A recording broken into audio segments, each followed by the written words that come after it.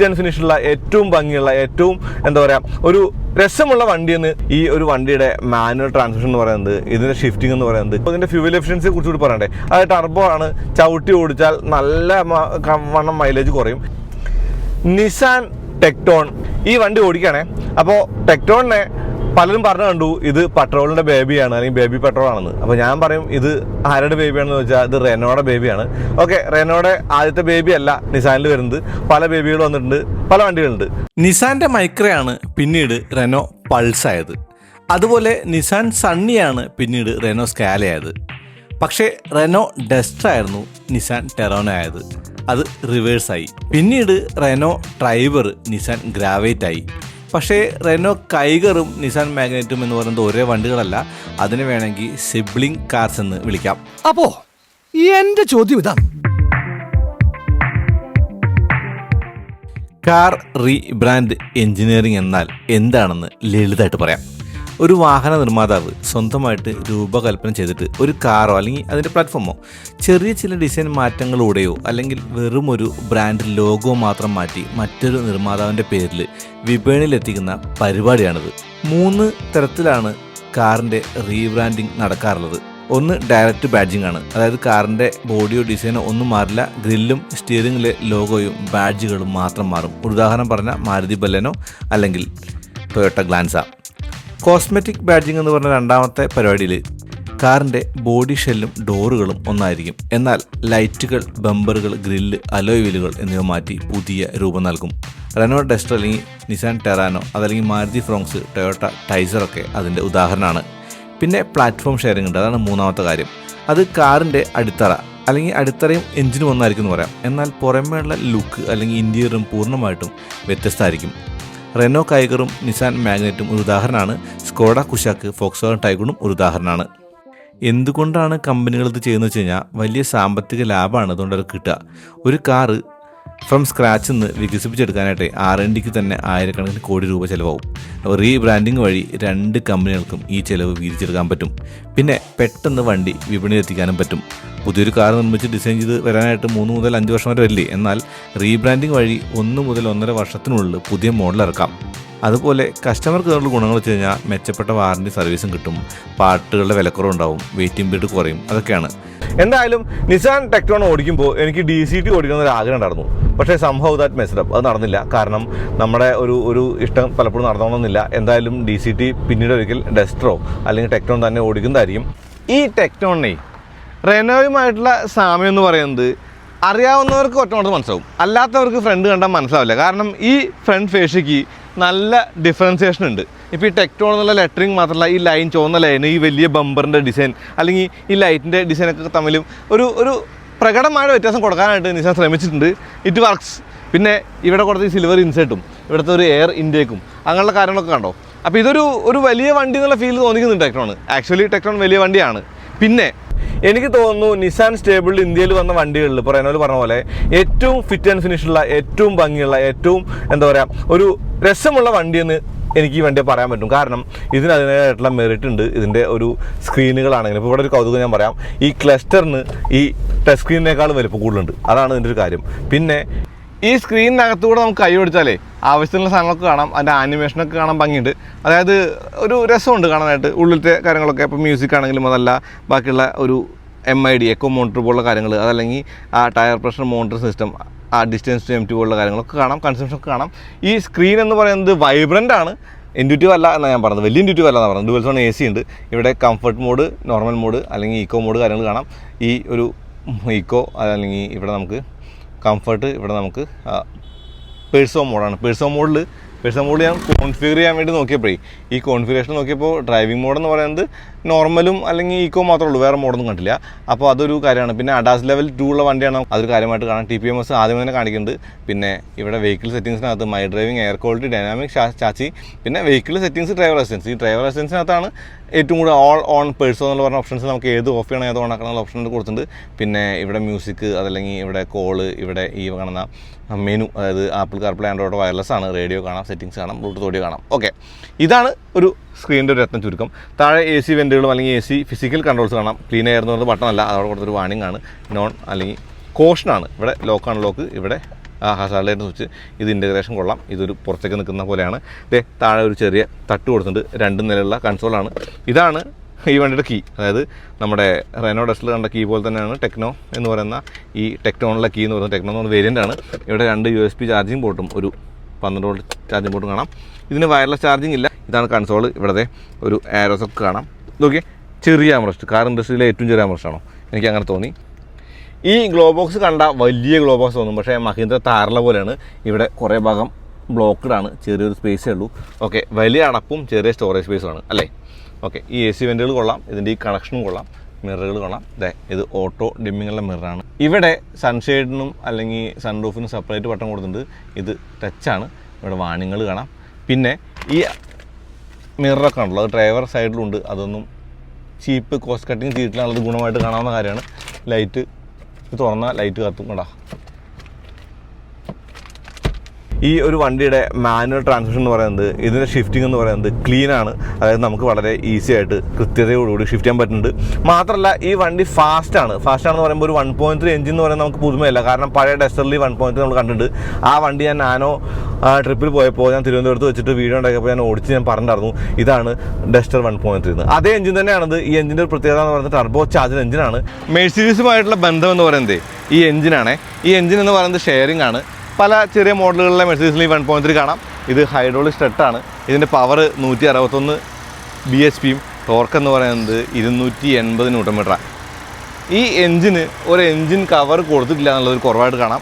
കൊടുക്കാനുള്ള ഓപ്ഷൻ ഉണ്ട്. കാരണം കേട്ടോ, ഇവിടെ ആ ഒരു ഹോൾഡറൊക്കെ ഉണ്ട്. വേണമെങ്കിൽ ഒരു എഞ്ചിൻ കവർ കൊടുത്തിട്ടില്ല. ഇത് ബാറ്ററി, ഇത് ഫ്യൂസ് ബോക്സ്. ഇവിടെ വെള്ളം അടിച്ച് കഴുകരുതെന്ന് പറഞ്ഞിട്ടുണ്ട്. പിന്നെ ഇവിടെയാണ് വൈപ്പർ ഫ്ലൂയിഡ്. ഈ വൈപ്പർ ഫ്ലൂയിഡ് എന്ന് പറയുന്നത് ബോണറ്റ് അടച്ചാൽ കവറാവുമോ നോക്കട്ടെ. യെസ്, കവറാവും. ബോണറ്റ് പൊക്കിയിട്ട് വേണം ഇത് ഒഴിക്കാനായിട്ട്. ഇതൊരു 4 സിലിണ്ടർ എഞ്ചിൻ ആയതുകൊണ്ട് തന്നെ ഇതിൻ്റെ റിഫൈൻമെൻറ്റ് നല്ലതാണ്. ഇതിൻ്റെ ഒരു NVH ലെവൽസ് നല്ലതാണ്. ഇതിൻ്റെ ഒരു സ്മൂത്ത്നെസ് നല്ലതാണ്. ഈ വണ്ടിക്ക് ഇവർ കൊടുത്ത ഒരു മെയിൻ കാര്യം എന്ന് പറയുന്നത് ഇതിന് ഓട്ടോമാറ്റിക് DCTക്കും അഥവാ മാനുവലിനും ഒരേ പവർ ഫിഗറാണ്. അതായത് ഒരേ ടോർക്ക് ഫിഗറാണ്. 161 PS-ഉം 280 Nm ഇതിൻ്റെ ഒരു പവർ ടോർക്ക് ഫിഗർ എന്ന് പറയുന്നത്. ഈ വണ്ടിയുടെ ഈ ഒരു പർട്ടിക്കുലർ മോഡലിന് ഏകദേശം 20,50,000 രൂപയോളം വിലയുണ്ട് ഓൺ റോഡ് പ്രൈസ്. അതുപോലെ ഇതിൻ്റെ ഒരു സ്റ്റാൻഡേർഡ് പ്രൈസ്, സ്റ്റാർട്ടിംഗ് പ്രൈസ് എന്ന് പറയുന്നത് 10,49 നെക്സ്റ്റ് റോഡ് പ്രൈസ്. അതിന് ഏറെക്കുറെ 13 ലക്ഷം രൂപ ഓൺ റോഡ് വരും. അപ്പോൾ അത് 1 ലിറ്ററാണ്. 1 ലിറ്ററിൻ്റെ പവർ എന്ന് പറയുന്നത് 99 bhp ആണ്. എന്തായാലും 1 ലിറ്റർ എന്ന് പറയുന്നത് ഈ ഒരു വലിയ വണ്ടിയെ മൂവ് ചെയ്യാൻ പര്യാപ്തമാണെന്നൊക്കെ ചോദിച്ചാൽ എനിക്കറിയില്ല, ഞാൻ ഓടിച്ചിട്ടില്ല. അത് ഓടിക്കുമ്പോൾ അതിനെക്കുറിച്ച് കൂടുതൽ പറയാം. DCT 6 സ്പീഡാണ്. ഹുണ്ടായിക്ക് 7 ആണ്. അല്ലെങ്കിൽ അങ്ങനെയുള്ള പല വണ്ടികളിലും പല ഗിയർ റേഷ്യോസ് ആണ്. ഇവിടെ 6 സ്പീഡാണ് ഒരു DCT ആയിട്ട് കൊടുത്തത്. ഓക്കെ, ഈ വണ്ടി അത്യാവശ്യം നല്ല ഡ്രൈവബിൾ ആണ്. ഇതിൻ്റെ സ്റ്റിയറിംഗ് എന്ന് പറയുന്നത് മികച്ചതാണ്. ഇപ്പോൾ നിങ്ങൾക്ക് കാണാൻ പറ്റും ഒരു ചെറിയ ഒരു നടുഭാഗം, ഒരു സെൻറ്റർ പോർഷനിൽ ഒരു ഡെഡ് സെൻറ്റർ ഉണ്ട്.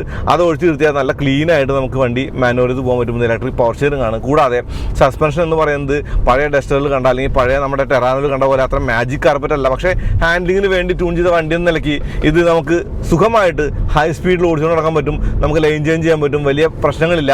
ഒരു കാറ് പോലെ അല്ലെങ്കിൽ ലളിതമായിട്ട് ഓടിച്ചുകൊണ്ട് നടക്കാൻ പറ്റിയ വണ്ടി എന്ന് പറഞ്ഞാൽ അത് ടെക്നോൻ്റെ കാര്യമാണ്. പക്ഷേ ടെക്നോൻ്റെ എനിക്ക് ഇഷ്ടപ്പെട്ട കാര്യം എന്ന് പറയുന്നത് നമ്മൾ അകത്ത് കയറിയിരിക്കുമ്പോൾ ഈ ഒരു കാറ്റഗറിയിൽ കിട്ടാത്ത ഒരു കാര്യം, ഒരു പ്രീമിയം ഫീൽ. അതായത് നമ്മൾ ഇരിക്കുന്നത് ഒരു പ്രീമിയം കാറിലാണെന്നുള്ള ഫീല് ഈ വണ്ടി തരുന്നുണ്ട്. അതെന്തായാലും നല്ല കാര്യമായിട്ട് കാണാം. ഇതിന് ഡ്രൈവ് മോഡുകളുണ്ട്. അങ്ങനെയുള്ള കാര്യങ്ങളൊക്കെ എല്ലാ വണ്ടിക്കും ഉള്ള പോലെ കാര്യങ്ങളൊക്കെ വണ്ടിക്ക് കാണാം. ടർബോ പെട്രോളാണ്. ഇതിൻ്റെ ഇനീഷ്യൽ ടോർക്ക് എന്ന് പറയുന്നത് നല്ലതാണ്. ടർബോ ലാഗും കാര്യങ്ങളൊന്നും കാര്യമായിട്ടില്ല. അതെല്ലാം മാസ്ക് ചെയ്യുന്നുണ്ട്. ഞാൻ പറയുന്നത് ഇപ്പോൾ നമ്മൾ ഓടിക്കുന്ന മാനുവലാണല്ലോ. അപ്പോൾ മാനുവൽ ഗിയർ ഷിഫ്റ്റിൻ്റെ കാര്യം എന്ന് പറയുമ്പോൾ നമുക്കിത് അറിയണമെങ്കിൽ നമുക്ക് ചെറിയ ഗിയറിൽ വലിപ്പിച്ച് നോക്കണം. ഇൻ ഗിയർ ആക്സലേഷൻ നോക്കണം.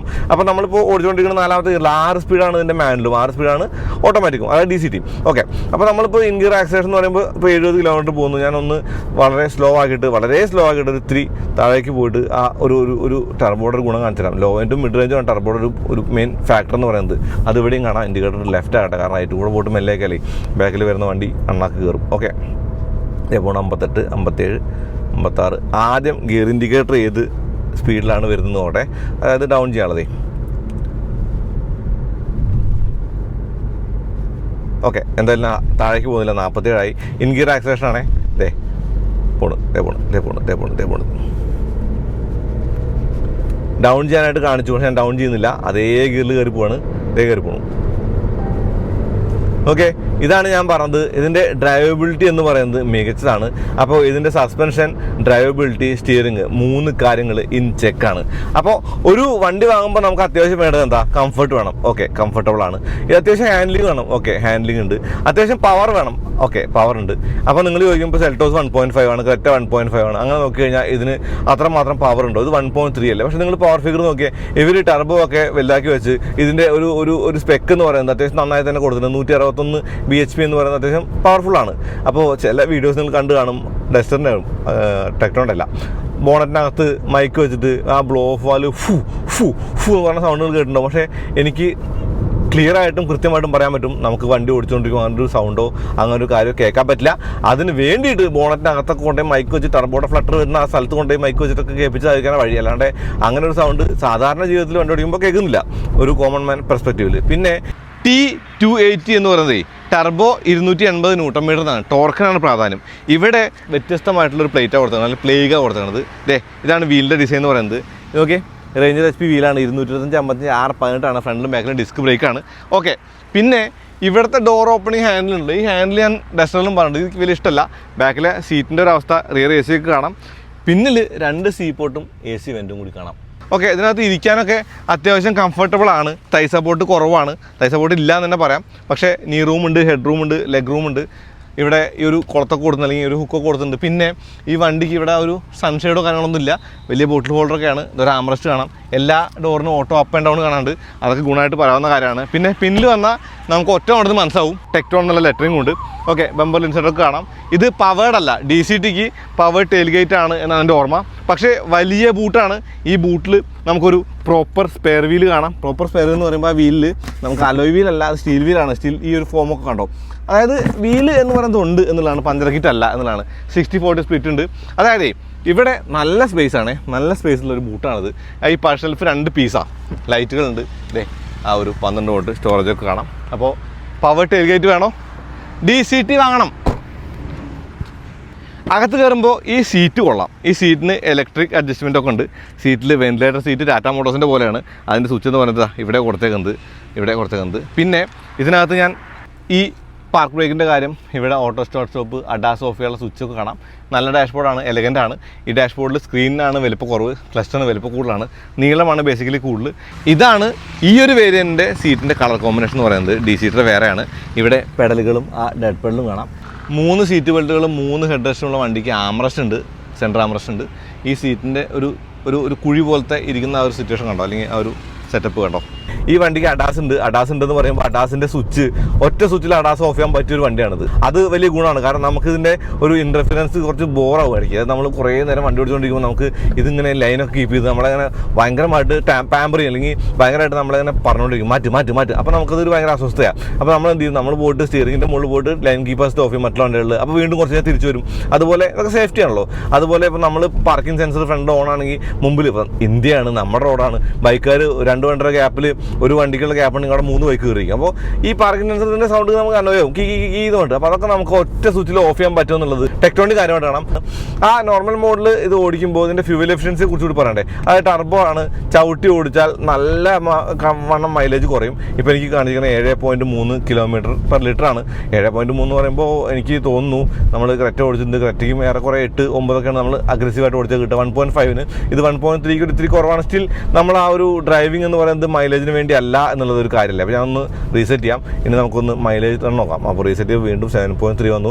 ടാറ്റയുടെ 8 കിലോമീറ്ററിലെ റീസെറ്റ് പോലെ, അല്ലെങ്കിൽ 8 കിലോമീറ്ററിലെ പ്രീസെറ്റ് പോലെ ഇവിടെ 7.3 ആണോ സംശയിക്കണോ? വേണ്ടി വരും, നോക്കാം. 7 താഴെ പോയാൽ ഞാൻ പറയാം കേട്ടോ. പിന്നെ ഈ ക്ലസ്റ്റർ ആണെങ്കിലും ഈ ഒരു ടച്ച് സ്ക്രീൻ ആണെങ്കിലും ആ കാര്യങ്ങളൊക്കെ തന്നെയും നമുക്ക് റീഡബിൾ ആണ്. അതായത് സണ്ണിൻ്റെ അല്ലെങ്കിൽ സൂര്യൻ്റെ ലൈറ്റ് കൊണ്ട് നമ്മൾ ആ ഒരു കാര്യം കാണാതിരിക്കുക, അല്ലെങ്കിൽ അത് കാണുമ്പോൾ നമുക്ക് ബുദ്ധിമുട്ടാവുക ഒന്നും ചെയ്യുന്നില്ല.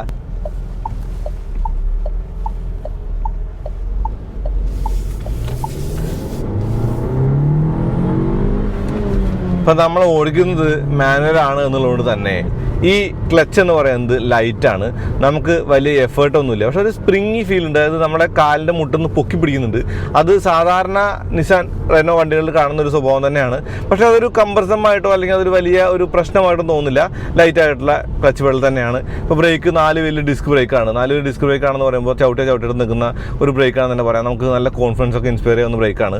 അതൊന്നും പരാതികളില്ല, അല്ലെങ്കിൽ പ്രശ്നങ്ങളൊന്നും പറയാനില്ല. പിന്നെ ഇതിൻ്റെ ഒരു സീറ്റ് എന്ന് പറയുന്നത് എനിക്ക് ഇഷ്ടപ്പെട്ടു. നമ്മളെ ഹഗ് ചെയ്ത് പിടിച്ച് നമ്മൾ ഇരിക്കുന്ന സീറ്റിൻ്റെ ഒരു ഗുണം എന്ന് പറയുന്നത് അങ്ങനെയാണ്. നമ്മളെ ഹഗ് ചെയ്ത് പിടിച്ചേക്കാണ്. നമ്മൾ ശരിക്കും കംഫർട്ടബിൾ ആയിട്ടാണ് ഇരിക്കുന്നത്. ഇലക്ട്രിക് അഡ്ജസ്റ്റ്മെൻറ്റുള്ള സീറ്റാണ്. നമുക്ക് ആ ഒരു സീറ്റിൻ്റെ ഹൈറ്റ് അഡ്ജസ്റ്റ് ചെയ്ത് നമുക്ക് ആവശ്യമുള്ള പൊസിഷനിലേക്ക് എത്തിക്കാം. അതുപോലെ സ്റ്റിയറിങ്ങിന് ടിൽറ്റും ടെലസ്കോപ്പിക്കും അഡ്ജസ്റ്റ്മെൻറ്റ് ഉണ്ട്. ഈ റീച്ച് അഡ്ജസ്റ്റ്മെൻറ്റ് ഞാൻ പറഞ്ഞാൽ ആരോ വീഡിയോ ഉണ്ട്, റീച്ച് അല്ലടാ പൊട്ട ടെലസ്കോപ്പിക് എന്ന് പറഞ്ഞു. അതിന് റീച്ച് എന്നും പറയാൻ പോനെ, റീച്ച് മരുന്നാണ്. ആ പർട്ടിക്കുലർ ആൾക്കാണ്, ആളുടെ പേര് എനിക്ക് അറിയാൻ പാടില്ല. എന്തായാലും നിങ്ങൾക്കുള്ള ഉത്തരമാണത്. ഓക്കെ, അപ്പോൾ അത് ഉണ്ട്. അതുകൊണ്ട് തന്നെ സ്റ്റിയറിംഗ് നമുക്ക് കയ്യിലേക്ക് അടുപ്പിച്ച് വെച്ച് നമുക്ക് ഓടിക്കാൻ പറ്റുന്നുണ്ട്. അത് ഗുണമായിട്ട് കാണാവുന്ന കാര്യമാണ്. പിന്നെ ഫ്രീക്വൻ്റ്ലി ഗിയർ ഷിഫ്റ്റ് വരുന്നില്ല. അതായത് നമുക്ക് ഒരേ ഗിയർ തന്നെ കുറേ ദൂരം ഓടിക്കാൻ പറ്റുന്നുണ്ട്. അതുപോലെ നമ്മുടെ ഒരു ഇൻസ്റ്റൻ്റ് ആയിട്ടുള്ള ആ ഒരു ഇൻ ഗിയർ ആക്സലേഷൻ നമുക്ക് ഫീൽ ചെയ്യും. ടർബോ ലാഗ് ഉണ്ടോ ചോദിച്ചാൽ ചെറിയൊരു ലാഗ് എവിടെയോ ഉണ്ട്. അത് നമുക്ക് മനസ്സിലാവും. അതായത് നമ്മൾ സ്ഥിരം സിറ്റിയിൽ ഓടിക്കുകയാണെങ്കിൽ മനസ്സിലാവും. പക്ഷേ പൊതുവെ ഒറ്റ നോട്ടത്തിൽ അങ്ങനെ മനസ്സിലാവുന്ന ലാഗൊന്നുമില്ല. പിന്നെ ഇതിൻ്റെ ഒരു പ്രത്യേകത എന്ന് പറയുന്നത് 280 ന്യൂട്ടൺ ഈ ടോർക്ക് കിട്ടുന്നു എന്നുള്ളത് ടർബോയുടെ ഒരു പ്രത്യേകത തന്നെയാണ്. നല്ല ടോർക്കാണ് ഈ വണ്ടിക്കുള്ളത്. അപ്പോൾ അതുകൊണ്ട് തന്നെ ആ ടോർക്ക് വെച്ച് നമുക്ക് സിറ്റിയിലാണെങ്കിലും ഹൈവേയിലാണെങ്കിലും മാട്ടപ്പൊളി പൊളിച്ച് ഓടിച്ചുകൊണ്ട് പോകാനും അതുപോലെ നമുക്ക് ഓവർടേക്ക് ഞെട്ടിച്ച് ഓവർടേക്കാനൊക്കെ പറ്റും. അതായത് സില്ലി സ്പീഡിലേക്ക് വണ്ടി വേഗം എത്തുന്നുണ്ട്. സില്ലി സ്പീഡ് എന്ന് പറയുമ്പോൾ അറിയാമല്ലോ, നമ്മുടെ ലീഗൽ സ്പീഡിന് മുകളിലേക്ക് വേഗം എത്തുന്നുണ്ട്. അപ്പം മീറ്ററിലൊരു കണ്ണ് വേണം, അല്ലെങ്കിൽ സ്പീഡ് മാസ്ക് ചെയ്ത് നമ്മൾ ഫാസ്റ്റായിട്ട് ഓടിക്കും. അത് നിയമത്തിൽ വരാൻ പ്രശ്നങ്ങൾ വരാൻ കാരണമുണ്ട്, അല്ലെങ്കിൽ ചാൻസ് ഉണ്ട്. അപ്പോൾ അതൊക്കെ ഈ ടർബോ പെട്രോളുടെ പ്രത്യേകത. ഞാൻ എപ്പോഴും പറയുന്ന കാര്യമാണ്, ടർബോ പെട്രോളുകൾ മര്യാദയ്ക്ക് ഓടിച്ചാൽ നല്ല എഫിഷ്യൻറ്റും പൊളിച്ച് ഓടിച്ചാൽ നല്ല പെർഫോമൻസ് തരുന്ന എഞ്ചിനാണ്.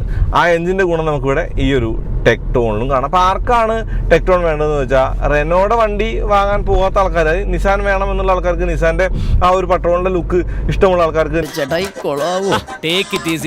നിസാൻ്റെ ഒരു മാൻലിനെസ് ഉണ്ടല്ലോ ആ പെട്രോളിനൊക്കെ, അതൊക്കെ ഇഷ്ടമുള്ള ആൾക്കാർക്ക് വേണ്ടിയിട്ട് ഡിസൈൻ ഒരു വണ്ടിയാണ് ഈ വണ്ടി എന്ന് പറയുന്നത്. അതായത് കാര്യമായിട്ടുള്ള കോസ്മെറ്റിക് ചേഞ്ചസ് ഈ വണ്ടിക്ക് ഉണ്ടോ വെച്ചില്ല. ഫ്രണ്ടിലെ ബമ്പറിൻ്റെ ഒരു മാറ്റങ്ങൾ മാത്രമാണ് നമുക്ക് ഒറ്റ മോഡലിൽ കാണാൻ പറ്റുക. അകത്ത് പോയി കഴിഞ്ഞാൽ നിസാൻ്റെ ലോഗോയും കാര്യങ്ങളും കാണാൻ പറ്റും. പിന്നെ നിസാൻ റെനോ ആ ഒരു വ്യത്യാസം വരുമ്പോൾ ആ റെനോയുടെ സീറ്റിൻ്റെ പച്ച കളറൊക്കെ കാണാൻ ഭംഗിയുണ്ട്. ഇതിന് DCTക്ക് ഇനി ഒരു പക്ഷേ ആ ഒരു കളർ തന്നെ ആയിരിക്കും, ഞാൻ കണ്ടിട്ടില്ല. അങ്ങനെയാണെങ്കിൽ അതായിരിക്കും മെയിനായിട്ടുള്ള വ്യത്യാസം. അല്ലാണ്ട് മാരകമായിട്ടുള്ള ഡിഫറൻസ് രണ്ട് വണ്ടികൾ തമ്മിലില്ല. പക്ഷേ മെയിൻ ഗുണമെന്ന് വെച്ച് കഴിഞ്ഞാൽ ഇപ്പോൾ ഒരു റെനോ ഡസ്റ്ററും ഒരു നിസാൻ ടെക്ടോണും അടുത്തടുത്ത് നിർത്തിയാൽ രണ്ടും രണ്ട് വണ്ടിയായിട്ട് തോന്നിക്കാൻ ഈ ഡിസൈൻ ചേഞ്ചസിന് കഴിയുന്നുണ്ട് എന്നുള്ളതാണ്. അതുകൊണ്ട് തന്നെ ചിലർക്കെങ്കിലും കൺഫ്യൂസ്ഡ് ആവും, ഓ റെനോ ഡസ്റ്റർ വേറെ ആണല്ലോ, നിസാൻ ഈ ഒരു ടെക്ടോൺ വേറെ ആണല്ലോ തോന്നും. ഓക്കെ, അപ്പോൾ 1 ലിറ്റർ ഉണ്ട്, 1.3 ഉണ്ട്. ഇനി അവർ ഹൈബ്രിഡ് റെനോയ്ക്ക് കൊണ്ടുവരുന്നു പറയുന്നുണ്ട്. ഹൈബ്രിഡ് അവർ കൊടുത്താൽ അത് ടെക്ടോൺ കിട്ടുമെന്നുള്ളത് ഇതുവരെ ആരും പറഞ്ഞു കേട്ടിട്ടില്ല. അതുകൊണ്ട് തന്നെ അത് നമുക്ക് അത്ര ക്ലിയർ ആയിട്ടുള്ള ഒരു ഏരിയ അല്ല. എന്തായാലും കംഫർട്ടബിൾ ആയിട്ട് യാത്രയാവുന്ന മാട്ടപ്പൊളി പൊളിച്ച് ഓടിക്കാവുന്ന ഒരു വണ്ടിയാണ് ഈ നിസാൻ ടെക്ടോൺ എന്ന് പറയാം. ഇപ്പോൾ പെർഫെക്ഷനിസ്റ്റ്, അതായത് അത്രയും മാത്രം എന്തൂസിയാസ്റ്റിക് ആയിട്ടുള്ള, അത്രയും മാത്രം ഹാൻഡ്ലിംഗ് ഫോക്കസ് ചെയ്ത് ഡ്രൈവ് ചെയ്യുന്ന ആൾക്കാർക്കാണ് ഞാൻ ഈ പറഞ്ഞ സ്റ്റിയറിങ്ങിൻ്റെ ഒരു ഡെഡ് സെൻറ്ററൊക്കെ ഫീൽ ചെയ്യുക. ഇപ്പോൾ അതല്ലെങ്കിൽ സാധാരണ ഒരാൾക്ക് അതൊന്നും ഫീൽ ചെയ്യില്ല. നല്ല രസമായിട്ട് ഓടിക്കാവുന്ന, നന്നായിട്ട് ഹാൻഡിൽ ചെയ്യാവുന്ന, നല്ല ഒരു ഫൺ ഫാക്ടർ തരുന്ന ഒരു വണ്ടി എന്ന നിലയ്ക്ക് തന്നെയാണ് ടെക്ടോണെ കാണാൻ പറ്റുള്ളൂ. അതാണ് ഇതിൻ്റെ ഒരു രത്ന ചുരുക്കം എന്ന് പറയുന്നത്. ഇത് ഓടിക്കാൻ കൊള്ളാം, ഇതിൻ്റെ ഒരു ഡിസൈൻ കൊള്ളാം, ഇത് മൊത്തത്തിൽ ഒരു നല്ല ഫീൽ ഗുഡ് കാറാണ്. അത്രേ ഉള്ളൂ. ശരി എന്നാൽ.